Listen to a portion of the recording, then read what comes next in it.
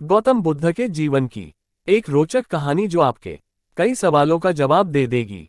गौतम बुद्ध के बारे में हम सभी अच्छी तरह जानते हैं। एक युवराज जिसने ज्ञान की तलाश में अपने राजपाट और परिवार सबको त्याग दिया। बुद्ध ने ज्ञान प्राप्ति के बाद लोगों को उपदेश देने शुरू किए और समझाया कि व्यक्ति अपने अच्छे बुरे का स्वयं जिम्मेदार है। उन्होंने अपने जीवन काल में कई शिक्षाएं दी, लेकिन कुछ ही लोग ऐसे थे कि जो उनकी शिक्षाओं को समझ पाए और सत्य को जान पाए। आज हम बुद्ध के जीवन से जुड़ी एक ऐसी कहानी बताने जा रहे हैं जो आज के दौर में भी प्रासंगिक है। उपदेश सुनने वाले का प्रसन्न एक व्यक्ति जो प्रतिदिन भगवान बुद्ध के प्रवचन सुनने आता था, उसने एक दिन भगवान बुद्ध से कहा कि मैं नियमित रूप से आपका प्रवचन सुनाता हूँ, लेकिन मेरे अंदर किसी भी तरह का कोई परिवर्तन नहीं आ रहा। क्या मेरे अंदर कोई कमी है? मैं कारण जानना चाहता हूँ। आपको बता दें कि अपने उपदेशों में भगवान बुद्ध सच्चाई के मार्ग पर चलने को कहते थे। वह अहंकार, द्वेष, लोभ आदि को जीवन से दूर करने की सलाह देते थे।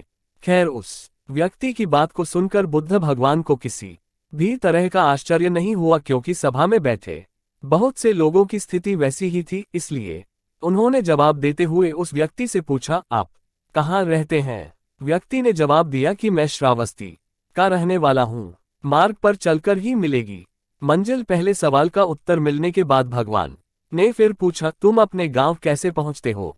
उस व्यक्ति ने उत्तर दिया कि वो कभी बैलगाड़ी और कभी घोड़े में बैठकर अपने गांव तक पहुंचता है। इसके बाद बुद्ध ने एक और सवाल किया कि वहां पहुंचने में तुम्हें कितना वक्त लग जाता है? उसने आकलन लगाकर वक्त बता दिया।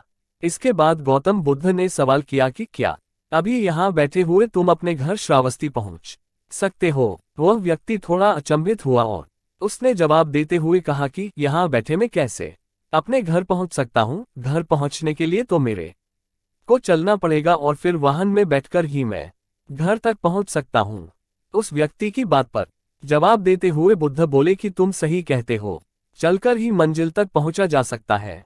सीख को जीवन में उतारना जरूरी। भगवान बुद्ध ने आगे समझाते हुए उस व्यक्ति से कहा कि जिस तरह बिना चले मंजिल नहीं मिलती, उसी प्रकार अच्छी बातों को केवल सुनकर कोई परिवर्तन नहीं आता। अच्छी बातों को अपने आचरण में ढालकर ही व्यक्ति को मंजिल मिलती है।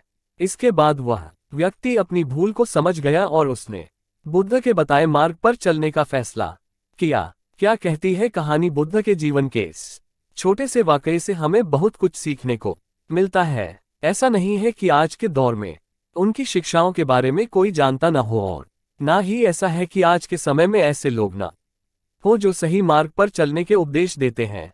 लेकिन सवाल यही है कि शिक्षाओं पर चलने के लिए कौन तैयार होगा? ज्ञान सार्थक तभी होता है जब उसे व्यवहार में भी लाया जाए। यदि आज भी हम हमारे मनीषियों की शिक्षाओं पर चलने को तैयार हो जाए तो जीवन में सार्थक परिवर्तन अवश्य आ सकते हैं। जो लोग अपनी असफलताओं का रोना रोते हैं, उनके लिए भी यह कहानी सीख देती है कि क्या आप उस मार्ग पर चले जिस पर चलकर आप मंजिल पाना चाहते थे।